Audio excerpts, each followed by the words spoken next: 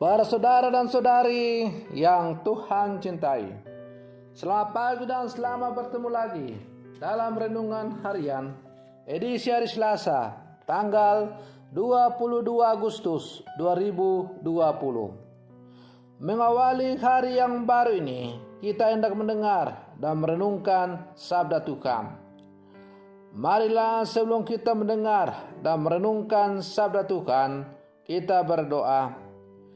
Dalam nama Bapa dan Putra dan Roh Kudus. Amin. Allah Bapa Maha Penyayang, Engkau menaruh perhatian kepada nasib kami, manusia yang terjerumus dalam perangkap maut, maka Engkau mengutus Putramu menebus kami. Semoga kami mengimani penjelmaannya dengan tulus ikhlas dan dipersatukan dengan Dia penebus kami, yaitu Yesus Putramu, Tuhan dan pengantara kami, kini dan sepanjang segala masa. Amin. Para saudara dan saudari yang Tuhan cintai, sabda Tuhan yang hendak kita dengar dan kita renungkan untuk mengawali hari yang baru ini diambil dari Injil Lukas pasal 1 ayat 46 sampai 56. Tuhan sertamu. Inilah Injil Tuhan kita Yesus Kristus menurut Santo Lukas. Dalam kunjungannya kepada Elisabet, ketika dipuji bahagia, Maria memuliakan Allah dan berkata, "Jiwaku memuliakan Tuhan dan hatiku bergembira karena Allah juru selamatku. Sebab Ia telah memperhatikan kerendahan hamba-Nya. Sesungguhnya mulai sekarang segala keturunan akan menyebut aku berbahagia. Karena Yang Maha Kuasa telah melakukan perbuatan-perbuatan besar kepadaku, dan namanya adalah kudus. Rahmat-Nya turun-temurun atas orang yang takut akan Dia. Ia memperlihatkan kuasa-Nya dengan perbuatan tangan-Nya dan mencerai-beraikan orang-orang yang congkak hatinya. Ia menurunkan orang-orang yang berkuasa di takhta-Nya dan meninggikan orang-orang yang rendah. Ia melimpahkan segala yang baik kepada orang yang lapar dan menyuruh orang yang kaya pergi dengan tangan hampa. Ia menolong Israel hamba-Nya karena Ia mengingat rahmat-Nya seperti yang dijanjikannya kepada nenek moyang kita, kepada Abraham dan keturunannya untuk selama-lamanya." Kira-kira 3 bulan lamanya Maria tinggal bersama Elisabet, lalu pulanglah ke rumahnya. Demikianlah Injil Tuhan. Para saudara dan saudari yang Tuhan cintai, kesetiaan dan penyerahan diri kepada rencana keselamatan Allah membawa sukacita dan kebahagiaan. Kesetiaan akan Allah ini pula yang memberikan kelimpahan berkat bagi setiap orang. Maria, karena kesetiaannya dan kesiapsediaannya untuk menerima tawaran Allah mengandung Sang Penyelamat, maka ia memperoleh ganjaran kebahagiaan. Para saudara dan saudari yang Tuhan cintai, ketika kita mengalami banyak persoalan, ketidakberdayaan dan merasa dilema, berhadapan dengan persoalan kehidupan, tidak jarang kita merasa putus asa dan merasa seolah-olah Tuhan sangat jauh dari hidup kita. Maka hari ini kita belajar dari Bunda Maria bahwa penyerahan diri kepada Allah dan kesetiaan kepadanya memberikan kekuatan yang melampaui daya kuasa manusia. Tuhan tidak akan memberikan sesuatu melampaui kemampuan kita untuk menerimanya. Selalu ada maksud Allah di balik semua peristiwa hidup yang kita alami dan harus kita temukan dalam perjalanan hidup kita. Dan hal ini perlu didukung oleh sikap pasrah atau berserah diri seperti yang ditunjukkan oleh Bunda Maria.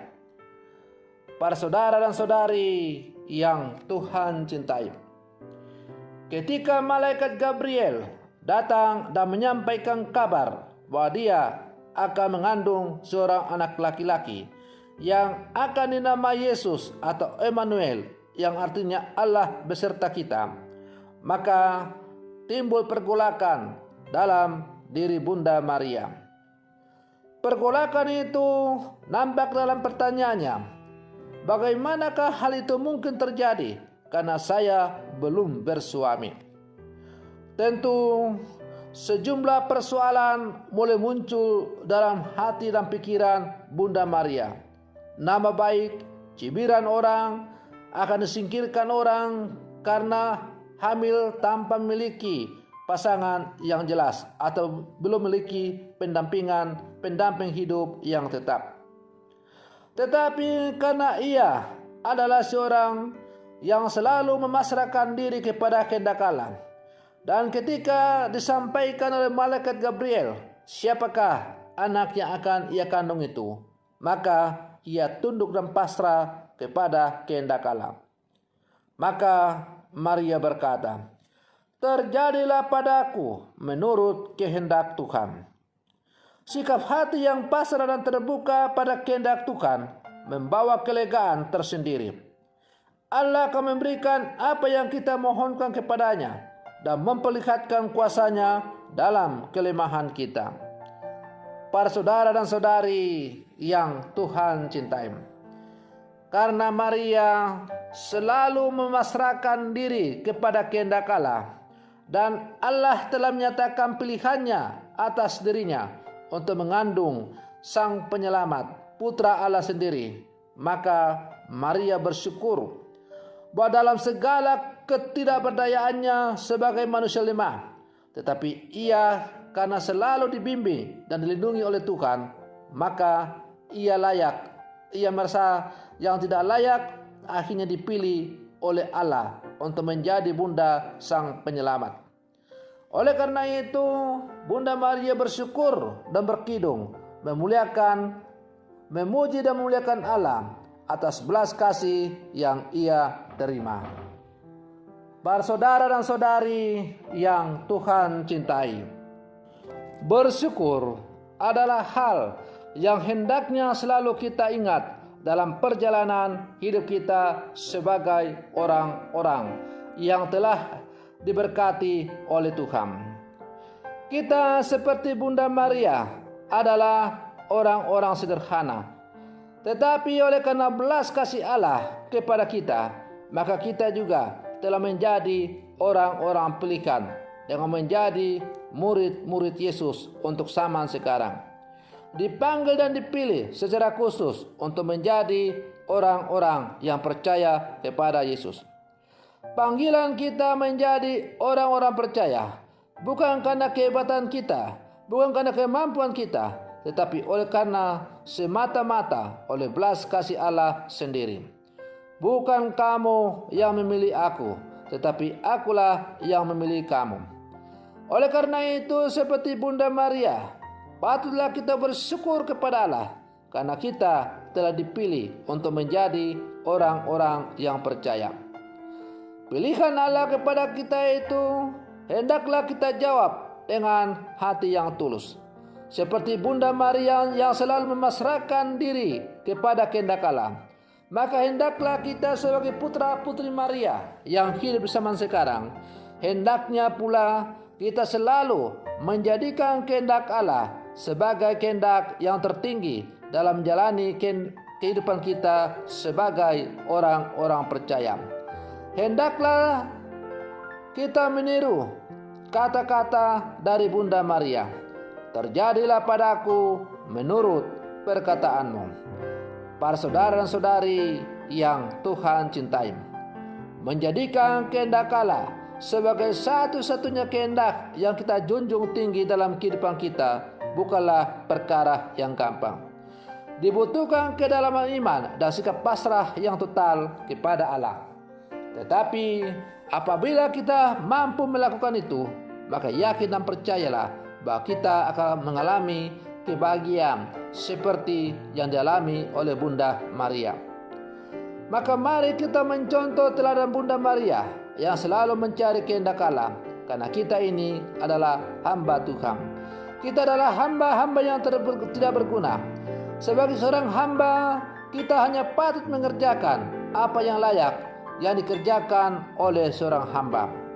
Maka mari kita sebagai hamba-hamba Tuhan, kita bersyukur dan selalu menyerahkan diri kepadanya, karena Allah berkenan telah memilih kita untuk menjadi hamba-hambanya. Sebagai akhir dari permenungan ini, marilah kita berdoa. Allah Bapa yang Maha Kuasa, limpah terima kasih atas santapan sabda-Mu yang telah kami dengar dan kami renungkan bersama. Biarlah sabda-Mu itu menjadi penopang dalam setiap derap langkah hidup kami sebagai orang-orang yang percaya di zaman sekarang ini. Allah Bapa yang Maha Kuasa, kami menyerahkan kepada-Mu seluruh umat-Mu yang mengalami pergumulan-pergumulan hidup. Entah karena mereka memikul beban berat, entah karena mereka sakit, dan lain-lain sebagainya.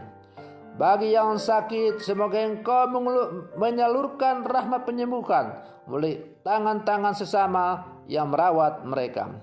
Sedang kepada mereka yang mengalami beban-beban berat, pergumulan-pergumulan hidup, semoga Engkau selalu berjalan bersama mereka, agar mereka tidak pernah merasakan bahwa Engkau meninggalkan mereka. Allah Bapa yang Maha Kuasa, berkatilah seluruh aktivitas hidup kami di sepanjang hari ini. Semoga rasa syukur selalu menghampiri hidup kami, karena kami telah Kau layakan untuk menjadi murid-murid-Mu yang hidup di zaman sekarang. Terpujilah Engkau Bapa, Putra, dan Roh Kudus, kini dan sepanjang segala masa. Amin. Selamat pagi, Tuhan Yesus memberkati.